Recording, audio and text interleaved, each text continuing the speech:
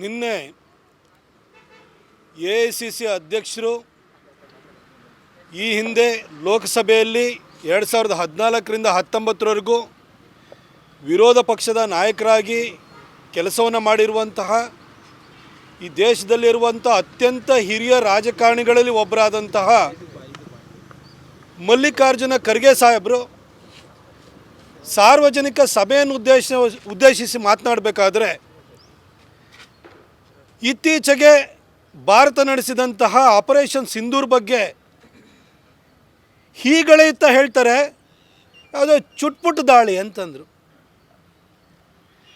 ಖರ್ಗೆ ಸಾಹೇಬ್ರಂಥವ್ರ ಬಾಯಲ್ಲಿ ಆಪರೇಷನ್ ಸಿಂಧೂರ್ ಬಗ್ಗೆ ಈ ಚುಟ್ಪುಟ್ ದಾಳಿ ಅಂತೇಳಿ ಈ ರೀತಿ ಕ್ಷುಲ್ಲಕವಾಗಿ ಭಾಳ ಹಗುರವಾಗಿ ಮಾತುಗಳು ಬಂದಿದ್ದು ನನಗೆ ಆಶ್ಚರ್ಯವನ್ನು ತಂತು.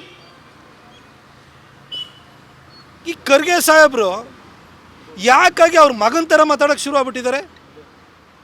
ಅಥವಾ 2009ರಲ್ಲಿ ಡೆಲ್ಲಿಗೆ ಹೋದ ನಂತರ ಆ ರಾಹುಲ್ ಗಾಂಧಿ ಜೊತೆ ಇದ್ದು ಇವರಿಗೂ ಕೂಡ ಆ ಪಪ್ಪು ಮನಸ್ಥಿತಿ ಬಂದ್ಬಿಟ್ಟಿದೆಯಾ ಅಂತ ನನಗೆ ಆಶ್ಚರ್ಯ ಆಗ್ತಾಯಿದೆ ಮತ್ತು ಅನುಮಾನನೂ ಕಾಡ್ತಾ ಇದೆ.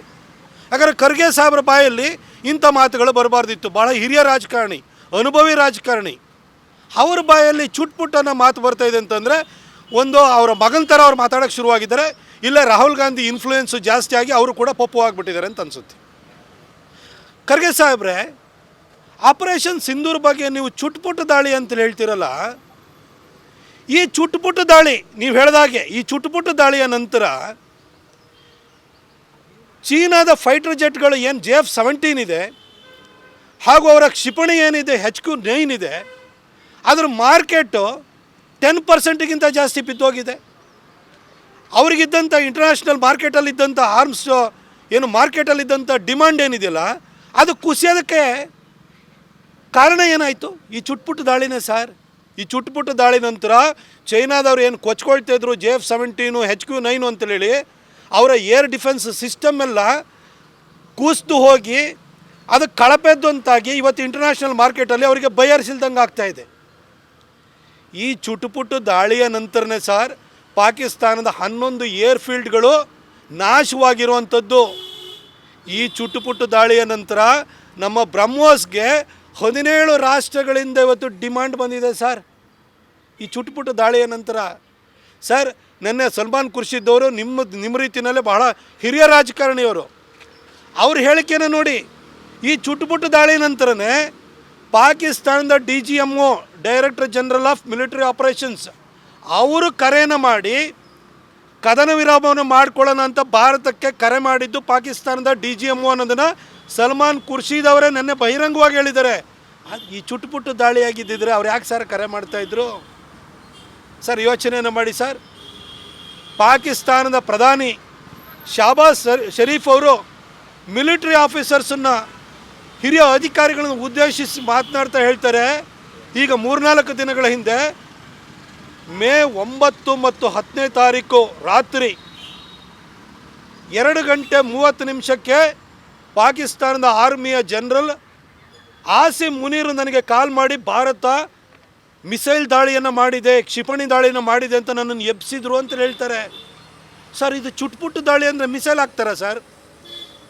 ನಿಮ್ಮ ಕೈಲಿ 2008ರ ಮುಂಬೈ ಅಟ್ಯಾಕ್ ನಂತರ ಚುಟ್ಪುಟ್ಟು ದಾಳಿ ಬಿಡಿ, ಹುಲ್ಕಡ್ಡಿನೂ ಎತ್ತಲಿಲ್ಲ ಸರ್. ಆದರೆ ಆಪರೇಷನ್ ಸಿಂಧೂರ್ ಬಗ್ಗೆ ನೀವು ಚುಟ್ಪುಟ್ಟು ದಾಳಿ ಅಂತ ಹೇಳ್ತಿರಲ್ಲ, ನೀವು ಮೋದಿಯವರ ಮೇಲಿರುವಂಥ ಮತ್ಸರ ದ್ವೇಷಕ್ಕೆ ಸೇನಾ ಪಡೆಗಳ ಸಾಮರ್ಥ್ಯವನ್ನೇ ಪ್ರಶ್ನಿಸುವಂತಹ ಸಣ್ಣತನವನ್ನು ತೋರ್ತಿದ್ದೀರಲ್ಲ ಸರ್, ಇದು ಸರಿನಾ ಸರ್? ನಿಮ್ಮ ಸ್ಟೇಚೂರಿಗಾದರೂ ಇದು ತಕ್ಕದು ಅಂತ ಅನಿಸುತ್ತಾ ಸರ್? ಇದು ಸರ್, ನಮ್ಮ ಮಿಲಿಟ್ರಿ ಇರ್ಬೋದು, ನಮ್ಮ ಇಂಟೆಲಿಜೆನ್ಸ್ ಏಜೆನ್ಸಿ ಇರ್ಬೋದು, ಕಳೆದ 11 ವರ್ಷಗಳಿಂದ ಮೋದಿಯವರ ಅಧಿಕಾರಕ್ಕೆ ಬಂದಾದ ನಂತರ ಯಾವ ರೀತಿ ನಡ್ಕೊಳ್ತಿದ್ದಾರೆ ನೋಡಿ ಸರ್. ನಿಮ್ಮ ಸರ್ಕಾರ UPA ಸರ್ಕಾರ ಇರಬೇಕಾದ್ರೆ ಪಾಕಿಸ್ತಾನದಲ್ಲಿ ದಾವೂದ್ ಇಬ್ರಾಹಿಮು ರಾಜಾರೋಷವಾಗಿ ಓಡಾಡ್ಕೊಂಡಿದ್ದ, ಭಾಷಣಗಳು ಕೊಡ್ತಾ ಇದ್ದ, ಪಾಕಿಸ್ತಾನದ ಹಿರಿಯ ರಾಜಕಾರಣಿಗಳ ಜೊತೆ ಕಾಣಿಸ್ತಾ ಇದ್ದ. 2014ರಲ್ಲಿ ಮೋದಿಯವರು ಈ ದೇಶದ ಪ್ರಧಾನಿಯಾಗಿ ಬಂದ ನಂತರ ನಮ್ಮ ಇಂಟೆಲಿಜೆನ್ಸ್ ಏಜೆನ್ಸಿಗಳಿಗೆ ಎಷ್ಟು ಶಕ್ತಿ ಸಿಕ್ತು ಅಂತ ಹೇಳಿದರೆ, ಇವತ್ತು ಕಳೆದ 10 ವರ್ಷಗಳಿಂದ ದಾವೂದ್ ಇಬ್ರಾಹಿಂ ಎಲ್ಲರೂ ಬಹಿರಂಗವಾಗಿ ಕಂಡಿದ್ದಂಥ ಒಂದು ಉದಾಹರಣೆ ಇದೆಯಾ ಸರ್? ನಿಮ್ಮ ಹಾಫೀಸ್ ಸಯೀದ್ ಇರ್ಬೋದು, ಮೌಲಾನಾ ಮಸೂರ್ ಅಸೂದ್ ಇರ್ಬೋದು ಅಥವಾ ಯಾವುದೇ ಟೆರರಿಸ್ಟ್ಗಳಿರ್ಬೋದು, ಇವತ್ತು ಭಯದಲ್ಲಿ ಓಡಾಡ್ತಾ ಇದ್ದಾರೆ ಸರ್. ಮೊದಲು ನಮ್ಮ ದೇಶದೊಳಗಡೆ ಬಂದು ನಮ್ಮ ದೇಶದೊಳಗಡೆ ಕೊಂದು ಹೋಗ್ತಾಯಿದ್ರು. ಆದರೆ ಇವತ್ತು ಪಾಕಿಸ್ತಾನದಲ್ಲಿ ಟೆರರಿಸ್ಟ್ಗಳು ಬಹಿರಂಗವಾಗಿ AK-56 AK-47 ಇಟ್ಕೊಂಡು ಓಡಾಡ್ತಾ ಇರೋರು, ಪಕ್ಕದಲ್ಲಿ ಒಂದು ಆರ್ಮಿನ ಕಟ್ಕೊಂಡು ಓಡಾಡ್ತಾ ಇರೋರು, ಅವರಿವತ್ತು ಒಳಗಡೆ ಹೊಕ್ಕುವಂಥ ಪರಿಸ್ಥಿತಿ ಬಂದಿದೆ, ಒಳಗಡೆ ಕೂತ್ಕೊಂಡಿದ್ದಾರೆ. ಇದಕ್ಕೆ ಕಾರಣ ಯಾರು ಸರ್? ಇದೇ ಮೋದಿ ನಾಯಕತ್ವ ಸರ್, ಇದೇ ನಮ್ಮ ಇಂಟೆಲಿಜೆನ್ಸ್ ಏಜೆನ್ಸಿಗಳು ಸರ್. ಇವತ್ತು ಪಾಕಿಸ್ತಾನದಲ್ಲಿ ಅಲ್ಲಿರುವಂಥ ಭಯೋತ್ಪಾದಕರನ್ನು ನೆನ್ನೆನೂ ಹೆಕ್ಕಿ ಹೊಡೆದಿದ್ವಿ. ಈ ಹಿಂದೆನೂ ಕೂಡ ಒಬ್ಬೊಬ್ಬರನ್ನೇ ಹೆಕ್ಕಿ ನಮ್ಮ ಇಂಟೆಲಿಜೆನ್ಸ್ ಏಜೆನ್ಸಿಗಳು ಕೊಲ್ತಾ ಇರೋವಂಥದ್ದು ಬಹಿರಂಗವಾಗಿ ಒಪ್ಕೊಳ್ಳದೇ ಇದ್ರೂ ಕೂಡ ಕೊಲ್ತಾ ಇರೋರು ಯಾರು ಸರ್? ಪಾಕಿಸ್ತಾನದಲ್ಲಿ ಟೆರರಿಸ್ಟ್ಗಳನ್ನು, ಈ ಒಂದು ಭಯೋತ್ಪಾದಕ ಸಂಘಟನೆಗಳ ಲೀಡ್ರುಗಳ ಸಾಯ್ತಾ ಇದ್ದಾರೆ ಅಂತಂದರೆ ಅದನ್ನೇನು ಪಾಕಿಸ್ತಾನದವ್ರು ಸಾಯಿಸ್ತಾರೆ ಸರ್? ಯಾರು ಸಾಯಿಸ್ತಾರೆ? ನಮ್ಮ ದೇಶದಲ್ಲೇ ಇರುವಂಥ ವ್ಯವಸ್ಥೆ ಆ ರೀತಿ ಸೃಷ್ಟಿಯಾಗಿದೆ. ಇವತ್ತು ಯಾವುದೋ ಖಾಲಿಸ್ತಾನಿ ಮೂಮೆಂಟ್ ಬಗ್ಗೆ ಹೋಗಿ ಕೆನಡಾದಲ್ಲೇ ಹೋಗಿ ಹೊಡಿತಾ ಇದ್ದಾರೆ, ಅಮೆರಿಕದಲ್ಲಿ ಅಟ್ಟಾಡಿಸ್ತಾ ಇದ್ದಾರೆ, ಬ್ರಿಟನ್ನಲ್ಲೇ ಓಡಿಸ್ತಾ ಇದ್ದಾರೆ. ಈ ರೀತಿ ಒಂದು ಪರಿಸ್ಥಿತಿ ಸೃಷ್ಟಿಯಾಗಿದೆ ಸರ್. ಇದು ಮೋದಿ ನಾಯಕತ್ವ ಬಂದಾದ ನಂತರ ನಮ್ಮ ಸೇನಾಪಡೆಗಳು ಮತ್ತು ಇಂಟೆಲಿಜೆನ್ಸ್ ಏಜೆನ್ಸಿಗಳು ತೋರ್ತಾ ಇರುವಂಥ ಎದೆಗಾರಿಕೆ, ಕಾರ್ಯಕ್ಷಮತೆಯನ್ನು ತೋರಿಸುತ್ತೆ. ಹೀಗಿರಬೇಕಾದ್ರೆ ನಮ್ಮ ಸೇನಾಪಡೆಗಳು, ಇಂಟೆಲಿಜೆನ್ಸ್ ಏಜೆನ್ಸಿಗಳು, ನಮ್ಮ ಇಸ್ರೋದವರು ಸ್ಯಾಟಲೈಟ್ ಸೇವೆಯನ್ನು ಕೊಟ್ಟರು, ಇವರೆಲ್ಲರೂ ಕೂಡ ಕಂಬೈಂಡಾಗಿ ಮಾಡಿರುವಂತಹ ಒಂದು ಹೋರಾಟವನ್ನು, ಆಪರೇಷನ್ ಸಿಂಧೂರವನ್ನು ನೀವೊಂದು ಚುಟ್ಪುಟ್ಟು ದಾಳಿ ಅಂತ ಹೇಳ್ತಿರಲ್ಲ ಸರ್. ಯಾಕೆ ಸರ್ ನೀವು ನಿಮ್ಮ ಮಗನ ಥರ ಮಾತಾಡೋಕ್ಕೆ ಶುರುವಾಗ್ಬಿಟ್ರಿ? ಯಾಕೆ ಸರ್ ಆ ಪಪ್ಪುವಿಂದ, ಆ ರಾಹುಲ್ ಗಾಂಧಿಯಿಂದ ಇಷ್ಟು ನೀವು ಇನ್ಫ್ಲುಯೆನ್ಸ್ ಆಗಿಬಿಟ್ರಿ ಸರ್? ಸರ್ ಇದು ನಿಮ್ಮ ಈ ಒಂದು ವ್ಯಕ್ತಿತ್ವಕ್ಕೆ, ನಿಮ್ಮ ಸ್ಟೇಚ್ಯೂರಿಗೆ ಇದು ತಕ್ಕುದಲ್ಲ ಸರ್. ದಯವಿಟ್ಟು ಈ ರೀತಿ ಮಾತಾಡೋಕ್ಕೆ ಹೋಗ್ಬಿಡಿ. ಕಾಂಗ್ರೆಸ್ನವರೇ ಜಾಸ್ತಿ ಇದ್ರ ಬಗ್ಗೆ ಪ್ರಶ್ನೆಗಳನ್ನ ಕೇಳ್ತಾ ಇರುವಂಥದ್ದು, ಇದ್ರ ಬಗ್ಗೆ ತಕರಾರುಗಳನ್ನ ತೆಗಿತಾ ಇರುವಂಥದ್ದು. ಮೋದಿಯವರ ಮೇಲಿನ ಒಂದು ಮತ್ಸರದಿಂದಾಗಿ, ಅವರ ಮೇಲಿನ ಒಂದು ದ್ವೇಷದಿಂದಾಗಿ ಒಂದಷ್ಟು ಕಾಂಗ್ರೆಸ್ ನಾಯಕರು ಈ ರೀತಿ ಹೇಳಿಕೆಯನ್ನು ಕೊಡ್ತಾನೆ ಇದ್ದಾರೆ. ಆದರೆ ಕಾಂಗ್ರೆಸ್ನಲ್ಲಿರುವಂಥ ಹಿರಿಯ ನೇತಾರರಾಗಿರುವಂಥ ಸಲ್ಮಾನ್ ಖುರ್ಷಿದ್ ಇರ್ಬೋದು, ಅದೇ ಶಶಿ ತರೂರ್ ಇರ್ಬೋದು, ಪ್ರತಿಯೊಬ್ಬರೂ ಕೂಡ ಇವತ್ತು UN ಸೆಕ್ಯೂರಿಟಿ ಕೌನ್ಸಿಲ್ನಲ್ಲಿರುವಂಥ 15 ಮೆಂಬರ್ ಕಂಟ್ರಿಗಳು ಯಾವುದಿದೆ ಅಲ್ಲಿಗೆ, ಹಾಗೂ ನೆಕ್ಸ್ಟ್ ಮೆಂಬರ್ ಆಗಲಿರುವಂಥ 5 ದೇಶಗಳಿಗೆ, ಹಾಗೂ ಪ್ರಭಾವಿ 4 ದೇಶಗಳಿಗೆ ಭಾರತ ಸರ್ಕಾರ ಕಳಿಸ್ತಾ ಇರುವಂತಹ ಡೆಲಿಗೇಷನ್ನ ಅವರೇ ಲೀಡ್ ಮಾಡ್ಕೊಂಡು ಹೋಗ್ತಾ ಇದ್ದಾರೆ. ಅವ್ರಿಗೆ ಗೊತ್ತು ಆಪರೇಷನ್ ಸಿಂಧೂರ್ ಮುಖಾಂತರವಾಗಿ ಭಾರತ ಎಂಥ ಒಂದು ಕಠಿಣವಾದ ಸಂದೇಶವನ್ನು ಪಾಕಿಸ್ತಾನ ಕೊಟ್ಟಿದೆ, ಇನ್ನೊಂದು ಸಾರಿ ಏನಾದರೂ ತಲಾಟೆ ಮಾಡ್ತು ಅಂದರೆ ಪಾಕಿಸ್ತಾನವನ್ನು ಮುಗಿಸ್ತಾರೆ ಅನ್ನೋದು ಇವತ್ತು ಎಲ್ಲರಿಗೂ ಕೂಡ ಮನವರಿಕೆ ಆಗಿದೆ. ಇಂಥ ಒಂದು ಗಟ್ಟಿ ನಾಯಕತ್ವದ ಪರವಾಗಿ ಇವತ್ತು ಕಾಂಗ್ರೆಸ್ ನಾಯಕರೇ ಇವತ್ತು ಅವರ ಪರವಾಗಿ, ಮೋದಿಯವರ ಪರವಾಗಿ, ಮೋದಿಯವರ ಏನು ಒಂದು ಸಂದೇಶವನ್ನು ಹೊತ್ತು ಬೇರೆ ಬೇರೆ ದೇಶಗಳಿಗೆ ಹೋಗ್ತಾ ಇದ್ದಾರೆ. ಇಲ್ಲಿರುವಂತಹ ಕ್ಷುಲ್ಲಕ ಮನಸ್ಥಿತಿಯ ಒಂದಷ್ಟು ನಾಯಕರುಗಳು ಈ ರೀತಿ ಪ್ರಶ್ನೆಯನ್ನು ಮಾಡ್ತಿದ್ದಾರೆ. ಅಲ್ಲ, ನೆನ್ನೆನೂ ಕೂಡ ಖರ್ಗೆ ಅವರು ಮಾತನಾಡ್ತಿರ್ತಾರೆ, ನಮ್ಮ ಪಾಕಿಸ್ತಾನ ಅಂತಾರೆ. ತಪ್ಪಿಲ್ಲ, ಖಂಡಿತ ತಪ್ಪಿಲ್ಲ. ಖರ್ಗೆ ಅವರ ಬಾಯಲ್ಲಿ ನಮ್ಮ ಪಾಕಿಸ್ತಾನ ಅಂತಂದರೆ ಈಗ ಪಾಕಿಸ್ತಾನವನ್ನು ಸೃಷ್ಟಿ ಮಾಡಿದವರು ಯಾರು? ಪಾಕಿಸ್ತಾನದ ಜನಕ ಯಾರು? ಪಾಕಿಸ್ತಾನದ ರಾಷ್ಟ್ರಪಿತ ಯಾರು? ಪಾಕಿಸ್ತಾನದ ರಾಷ್ಟ್ರಪಿತ ಅದು ಇಂಡಿಯನ್ ನ್ಯಾಷನಲ್ ಕಾಂಗ್ರೆಸ್ಸು. ಹಾಗಾಗಿ ನಮ್ಮ ಪಾಕಿಸ್ತಾನ ಅಂತ ಅವ್ರಿಗೆ ಅನಿಸುತ್ತೆ. ಆ ಪಾಕಿಸ್ತಾನದ ಮೇಲೆ ದಾಳಿ ಮಾಡಲಿಕ್ಕೆ ಹೋದಕ್ಕೆ ಸಹಜವಾಗಿ ಅವ್ರ ಕೂಸಿನ ಮೇಲೆ ದಾಳಿ ಮಾಡ್ತಾ ಇದ್ದಾರೆ ಅಂತ ಅವ್ರಿಗೆ ಹೊಟ್ಟೆ ಉರಿಯುತ್ತೆ. ಹಾಗಾಗಿ ಅವರ ಹೇಳಿಕೆ ಮುಖಾಂತರವಾಗಿ ಅವ್ರ ಒಳಗಡೆ ಅಂತರಾತ್ಮದಲ್ಲಿರುವಂಥ ಭಾವನೆಗಳು ವ್ಯಕ್ತವಾಗ್ತಿದ್ದಾವೆ. ಈ ರೀತಿ ಹೇಳಿಕೆಗಳು, ಅಬದ್ಧದ ಮಾತುಗಳು ಕೂಡ ಈ ರೀತಿ ಪಾಕಿಸ್ತಾನದ ಮೇಲಿರುವಂತಹ ಪ್ರೀತಿಯ ದ್ಯೋತಕವಾಗಿಯೇ ಹೊರಗಡೆ ಬರ್ತಾ ಇದ್ದಾವೆ. ಹಾಗೆ ಖರ್ಗೆ ಅವ್ರದ್ದು ಒಂದು ಭಾಗ ಆದರೆ,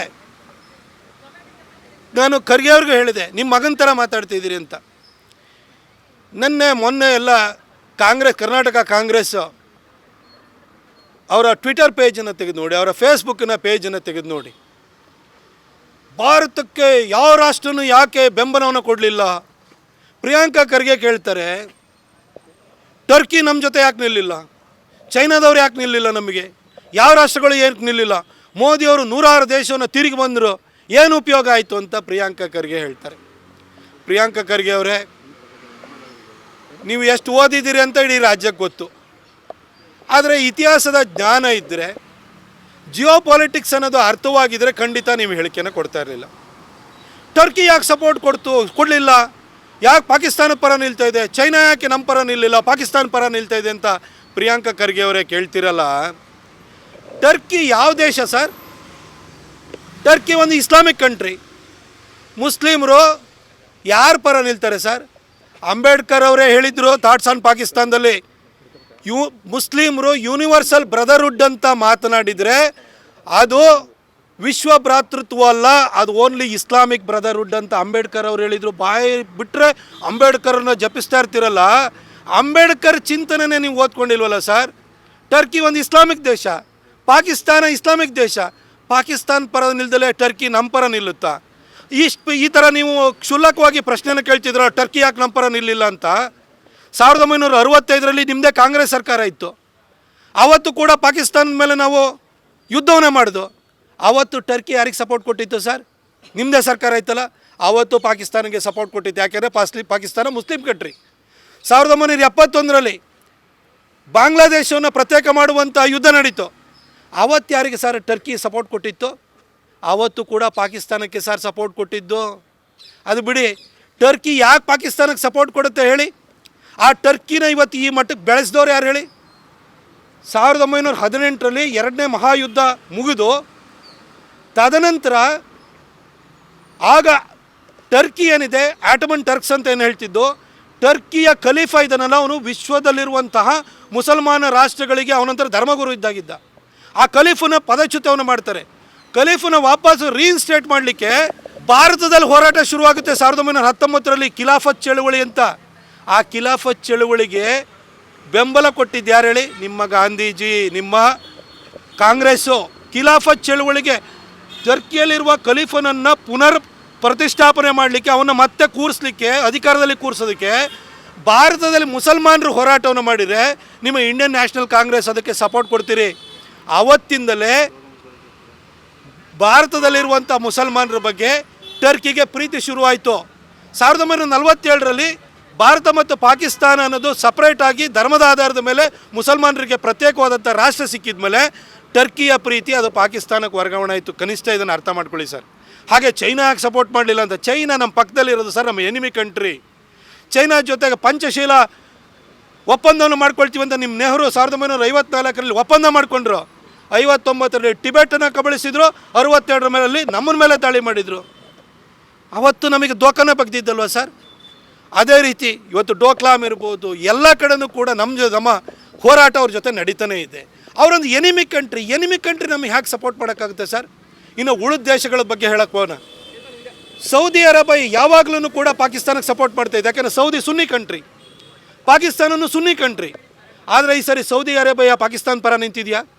ಯಾವುದಾದ್ರೂ ಅರಬ್ ರಾಷ್ಟ್ರಗಳು ಎಕ್ಸೆಪ್ಟ್ ಈ ಒಂದು ಟರ್ಕಿ, ಮಲೇಷ್ಯಾದಂಥ ಮುಸ್ಲಿಂ ರಾಷ್ಟ್ರಗಳು ಇವನ್ನ ಬಿಟ್ಬಿಟ್ಟು ಯಾವುದಾದ್ರೂ ಅರಬ್ ರಾಷ್ಟ್ರಗಳು ಬಹಿರಂಗವಾಗಿ ಇವತ್ತು ಪಾಕಿಸ್ತಾನ ಪರವಾಗಿ ಹೇಳಿಕೆಯನ್ನು ಕೊಡ್ತಾ ಇದೆಯಾ? ಅಥವಾ ಭಾರತವನ್ನು ಖಂಡಿಸುವಂಥ ಕೆಲಸವನ್ನು ಯಾವುದಾದ್ರೂ ಅರಬ್ ರಾಷ್ಟ್ರಗಳು ಮಾಡ್ತಾ ಇದ್ದಾವೆ ಇವತ್ತು? ಯಾವುದಾದ್ರೂ ಯುರೋಪಿಯನ್ ಕಂಟ್ರೀಸ್ ಮಾಡ್ತಾ ಇದೆಯಾ? ಇದು ಮೋದಿಯವರ ರಾಜತಾಂತ್ರಿಕ ಜಾಣ್ಮೆಯನ್ನು ಅವರು ಈ 11 ವರ್ಷಗಳಿಂದ ಮಾಡ್ತಿರುವಂಥ ಸತತ ಪ್ರಯತ್ನದ ದ್ಯೋತಕವಾಗಿದೆ ಇದು. ಇದೇ ಡಿಪ್ಲೊಮ್ಯಾಟಿಕ್ ಗೆಲುವು ಅಂತೇಳಿ ನಮ್ಮ ವಿರುದ್ಧ ಮಾತನಾಡದಲ್ಲೇ ಬಾಯಿ ಮುಚ್ಕೊಂಡು ಕೂತಿರೋದು ಇದೆಯಲ್ಲ, ಅದು ಕೂಡ ನಮ್ಮ ಜಾಣ್ಮೆಯನ್ನು, ನಮ್ಮ ಯಶಸ್ಸನ್ನು ತೋರಿಸುತ್ತೆ. ಕನಿಷ್ಠ ಅದನ್ನು ಅರ್ಥ ಮಾಡ್ಕೊಳ್ಳಿ ಸರ್. ಫಸ್ಟ್ ನಮ್ಮ ದೇಶದಲ್ಲಿ ಒಂದು ಸಣ್ಣ ಕಾಶ್ಮೀರದಲ್ಲಿ ಘಟನೆ ಆದರೆ ಆರ್ಗನೈಜೇಷನ್ ಆಫ್ ಇಸ್ಲಾಮಿಕ್ ಕಾನ್ಫರೆನ್ಸ್ನವರು ಪದೇ ಮಾತಾಡೋರು.